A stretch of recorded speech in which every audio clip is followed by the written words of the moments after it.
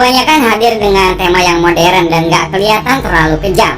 Beda sama Papillon yang disutradarai sama Michael Noor. Film ini gak cuma sadis dan berlatar jadul, tetapi jalan ceritanya bakal bikin stres selama 2 jam lamanya. Papillon adalah film keluaran tahun 2017 yang merupakan remake dari film berjudul sama di tahun 73. Cerita dari film ini sendiri diambil dari kisah nyata guys, tepatnya kisah seorang napi asal Prancis bernama Henry Carrier. Saat mudanya, Henry punya julukan Papillon karena punya tato kupu-kupu di dadanya. Di sepanjang masa tahanannya, ia berteman dengan Louis Tega yang di film ini diperankan sama Rami Malek. Meski mereka berdua berhasil kabur, namun aksinya nggak bakal berhasil tanpa bantuan dari Celia yang merupakan mantan pelaut, dan juga Maturet yang nantinya bakal kita bahas lebih lanjut. Setelah kita udah tahu sedikit tentang karakter utamanya, mending langsung aja kita bahas ke alur ceritanya.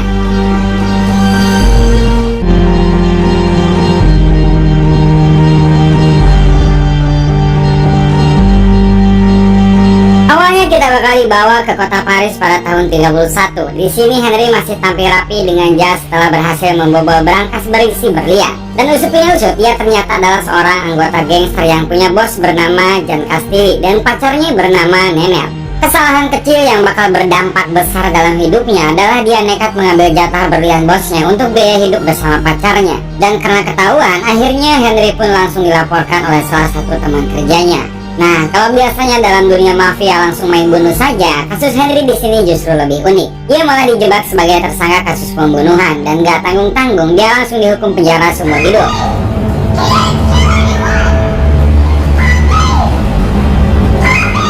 Yang tadinya udah punya rencana untuk hidup bareng pacarnya, akhirnya hancur sudah semua harapannya. Namun sampai di sini dia yakin dan berusaha menenangkan pacarnya untuk tetap sabar dan menunggunya karena ia akan berusaha untuk kabur. You are the property of the penal administration of French Guiana. Forget France. Now dress yourself. Karena pada zaman itu Prancis masih melakukan ekspansi kekuasaan ke Amerika, maka para tahanan yang ada di Prancis bakal diasingkan ke pulau terpencil dan juga menjadi pekerja di sana selama masa hukuman mereka. Setelah beres hukuman, mereka bakal dikirim ke Amerika dan itu berarti juga mereka sudah tidak diakui lagi oleh Prancis. Selama pemindahan dari Prancis ke pulau, Papi bertemu teman baru Julot yang punya niat sama untuk kabur. Dan di kapal itu juga Papi bertemu dengan Louis Tega dan mulai menawarkan perlindungan kepada Louis Tega dengan timbal balik dia harus membiayai rencana kaburnya dari penjara. Perlu kalian tahu guys, kalau Louis Tega ini orang kaya yang mendapatkan uang dari hasil menjual surat-surat palsu. Louis awalnya menolak tawaran Papi karena dia yakin bakal aman-aman saja sampai nanti istrinya mengajukan banding dan juga bebas. Namun setelah ia melihat tahanan kaya lainnya dibunuh, Tega pun langsung berubah pikiran dan setuju dengan penawaran Papi. Sesampainya di pulau, Julot berencana untuk kabur sendiri dengan berpura-pura terkena cedera di kakinya dengan harapan dia bisa lari setelah ada penjaga yang mengobatinya. Penjara ini terletak di pulau terpencil dan punya penjagaan yang super ketat. Selain itu, kepala sipir yang ada di sini juga punya aturan untuk orang yang kabur. Pertama ketahuan bakal diisolasi sendiri di Pulau Saint Joseph, yang mana di pulau ini hanya ada keheningan yang cukup membuat tahanan yang masuk ke sini kehilangan harapan bahkan gila. Second attempt, 5 years in solitary followed by a life sentence at Devil's Eye. Buat kali kedua, mereka bakal diisolasi selama 5 tahun lalu dipindah ke Pulau Iblis untuk ditinggalkan sampai mati. Dan yang ketiga, jika membunuh sipir maka hukumannya adalah dipenggal. Selama di penjara, Louis Tega didatangi banyak banget masalah. Yang pertama, ternyata ada wakil sipir yang dendam karena adiknya masuk penjara akibat sempat bekerja sama dengan Dega. Dan akibatnya, Dega sama Papi ditempatkan di Rute Zero dengan pekerjaannya yang sangat berat. Di Rute Zero ini, Papi bertemu sama Celia yang ternyata mantan angkatan laut. Mereka pun mulai berbicara tentang rencana pelarian dengan memanfaatkan perahu yang bisa mereka dapatkan dari seorang pelaut yang baru saja membawa wanita penghibur ke pulau tersebut. Mereka pun akhirnya deal dengan bayaran yang harus dibayar mahal.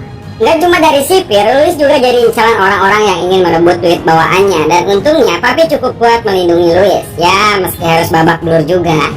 Dari dua orang tadi, kita kembali ke tokoh Julot yang sempat berencana kabur tadi. Siasat mencederai kakinya sendiri emang berhasil, tapi setelah beberapa hari ia ditangkap oleh para sipir. Mungkin hidupnya masih aman kalau tidak membunuh orang, namun nyatanya ia membunuh salah satu sipir yang secara langsung melanggar aturan terakhir dari kepala sipir. Sesuai aturannya, Julot pun akhirnya dipenggal kepalanya di depan para napi termasuk Papi dan juga Louis. Setelah Julot meninggal, kepala sipir pun langsung menunjuk Papi dan Louis untuk membuang mayatnya. Di tengah perjalanan, Louis mulai merasa trauma dengan semua yang terjadi. Salah satu sipir yang melihat hal ini nggak terima dan langsung mencambuknya. Papi yang melihat hal ini nggak tinggal diam dan langsung membuat sipir tersebut pingsan dengan batu. Dan tentu saja hal ini bikin heboh satu pulau dan Papi pun langsung kabur ninggalin Louis. Tanpa pikir panjang, ia pun langsung pergi ke tempat si pelaut tadi. Namun sesampainya di sana, karena Papi tidak membawa uang sesuai harga yang disepakati di awal, akhirnya Papi pun dibawa kembali ke penjara. Atas upayanya yang gagal ini, Papi langsung dipindah ke Pulau Saint Joseph selama 2 tahun. Kalau di penjara tadi para napinya masih bisa berinteraksi, di Pulau Saint Joseph ini mereka nggak boleh bicara sama siapapun dan untuk makanannya juga hanya sebatas air saja. Selang beberapa hari, Papi sempat kedatangan tamu yang nggak diundang. Tamu tersebut ternyata adalah si penjaga yang kemarin kepalanya dipukul oleh Papi. Dan tentu saja dia datang bersama 2 anak buahnya untuk balas dendam. Dan di sini Papi pun dengan pasrah menerima pukulan demi pukulan sampai ia tersungkur. Meski Papi selalu sendirian di penjara tersebut, tetapi dia diam-diam dapat bantuan secara nggak langsung dari Louis dalam bentuk kelapa. Ya, berasa dapat air di gurun pasir ini mah guys. Kebaikan Louis ini diterima sangat baik oleh Papi. Bahkan dia sampai melatih tubuhnya selama di balik penjara dengan harapan ia bisa membalas jasa Louis dengan cara membebaskannya. Setelah berkali-kali berhasil, namun akhirnya mereka ketahuan juga. Kabar soal kelapa ini diketahui oleh kepala sipir sehingga dia langsung datang ke sel tahanan Papi. Awalnya ia bertanya secara halus soal orang yang mengantarkan kelapa tersebut. Namun Papi nggak mau membocorkan nama Louis. Kegigihan Papi ini justru merugikan dia sehingga kepala sipir mengurangi jatah makanannya. Setelah beberapa hari sampai Papi terlihat menyerah, kepala sipir datang lagi. Dia berharap mental Papi udah hancur sehingga dapat memberitahu siapa yang membantunya. Tetapi seperti yang bisa diduga, Papi masih tetap bungkam meski udah disogok dengan sup daging. Kepala sipir yang melihat hal ini langsung menghukum Papi dengan cara membuat selnya jadi gelap total. Sudah hancur secara fisik karena makanan yang kurang, kali ini Papi juga harus mengalami halusinasi yang sangat parah. Selnya yang gelap membuat ingat kampung halaman, pacarnya dan juga Louis Vega. Dengan segala penderitaannya, akhirnya 2 tahun pun berlalu dengan sangat lama. Papi yang dulunya kekar sekarang justru kurus nggak terurus. Pandangannya pun juga kelihatan kosong karena setiap hari harus berdiam diri di sel yang dingin dan juga gelap. Saat Papi bebas, ternyata Louis bisa bertahan hidup tanpa Papi dan jadi juru tulis untuk kepala sipir, sekaligus memberinya akses untuk kunci gerbang di seluruh penjara. Louis yang mendengar kabar soal Papi langsung menjenguk dia di rumah sakit penjara. Dia merasa bersalah melihat kondisi Papi yang pandangannya kosong dan juga merasa Papi sudah kehilangan akal sehatnya. Namun ternyata yang mengagetkan di sini Papi sedang berpura-pura menjadi gila agar para petugas di sana tidak curiga dan menganggap Papi bukan sesuatu yang harus dikhawatirkan lagi. Mereka berbicara banyak dan Louis pun memberitahu soal acara nonton film yang bakal diadakan sama kepala sipir. Dan menurutnya itu adalah kesempatan yang bagus untuk kabur. Selama di rumah sakit, Papi juga mengajak salah satu pasien bernama Maturet untuk bekerja sama. Papi menawarkan rencana pelarian yang mungkin saja berhasil jika dia mau membantunya. Untuk melanjutkan rencana ini, akhirnya mereka pun berkumpul. Papi, Dega, Maturet, dan Selir yang rela melukai tangannya untuk bisa masuk ke dalam rumah sakit. Mereka pun sepakat untuk mencari perahu dengan bantuan Selir dan Selir pun menyanggupinya asalkan setengah biayanya bisa terpenuhi. Untuk Louis sendiri menyanggupi serta dia juga menyiapkan kunci sel untuk membuka pintu rumah sakit sesudah ia menyampurkan obat tidur kepada para sipir. Nah, obat tidur ini dikumpulkan oleh Papi selama dia pura-pura jadi orang gila. Malam acara nobar para sipir pun akhirnya tiba juga. Keempat orang ini melakukan peran mereka masing-masing. Maturet yang perannya mengalihkan penjaga akhirnya berjalan lancar. Dan selanjutnya Papi, Selir, dan Maturet berhasil keluar dari rumah sakit dengan aman karena para penjaganya ketiduran. Namun di tengah jalan, mereka justru mengalami sebuah perubahan rencana. Hujan yang deras bikin para penonton film terpaksa berteduh. Dan selain itu, penjara juga mengalami mati listrik selama hujan. Hal ini pun akhirnya dimanfaatkan sama Louis dan kawan-kawan. Namun sayangnya, kaki Louis patah saat ia mencoba lompat dari pagar beton yang cukup tinggi. Pas sudah di hutan, mereka pun akhirnya didatangi oleh para bandit yang ternyata merupakan pemilik perahu. Louis pun akhirnya memberikan uang terakhirnya kepada Papi dan singkat cerita mereka bisa berlayar meski dengan perahu yang kondisinya jelek banget. Ya segini juga udah uyuhan ya guys. Lega rasanya bisa keluar dari neraka dunia ini. Perahu yang mereka beli mahal-mahal ternyata di tengah perjalanan bocor. Mereka semua tentu merasa frustasi, tapi yang paling merasa kesal adalah Selir.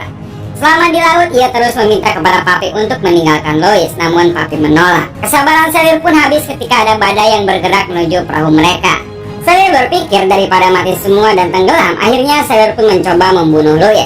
Cuma niat sendiri itu akhirnya berbalik arah, justru malah dia yang mati.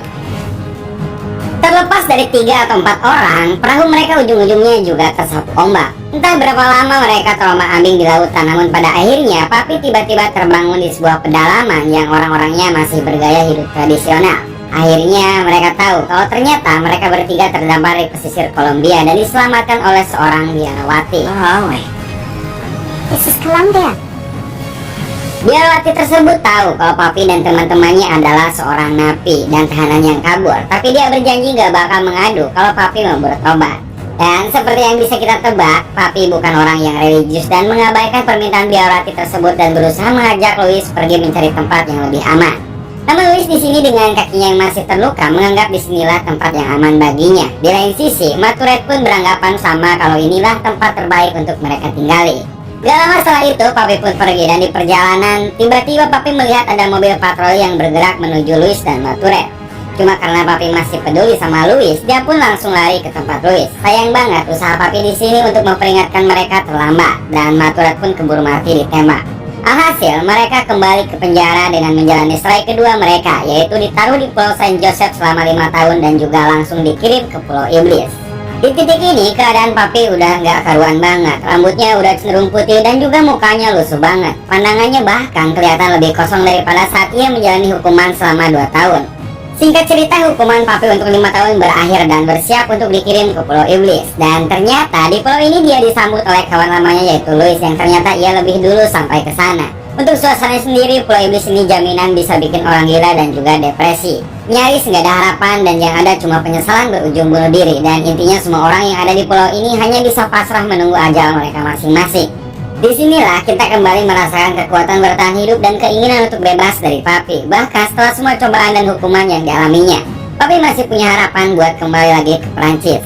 Harapan inilah yang bikin dia ketemu ide selama di Pulau Iblis. Dengan pengetahuannya saat jadi tentara angkatan laut, dia melihat kalau gelombang di pulau tersebut bergerak menuju daerah daratan luar. Yang perlu mereka lakukan adalah menyiapkan rakit dan mereka bisa sampai ke daratan lainnya. Meski rencana ini kemungkinan besar berhasil, Papi hanya pergi sendiri sayangnya. Ternyata Louis sudah betah di Pulau Iblis dan tidak ingin pergi. Mau tidak mau, mereka berdua berpisah sambil menahan tangis satu sama lain. Adegan yang satu ini emang bisa dibilang cukup mengharukan guys, karena persahabatan mereka benar-benar solid dan harus terpisah dengan cara yang cukup menyedihkan antara keyakinan untuk survive dan juga rasa menyerah dengan semua yang udah terjadi.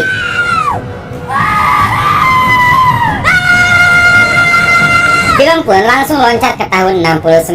Di sini kita tahu kalau Papi berhasil jadi warga bebas dan tinggal di Venezuela sampai masa tuanya. Cuma dia nekat pergi ke Perancis untuk memberikan kisahnya ke sebuah penerbit. Papi ingin kisahnya disebarluaskan dan hal itu akhirnya terjadi dengan munculnya buku dan juga film yang kalian tonton sekarang ini. Dan itulah akhir dari cerita ini guys.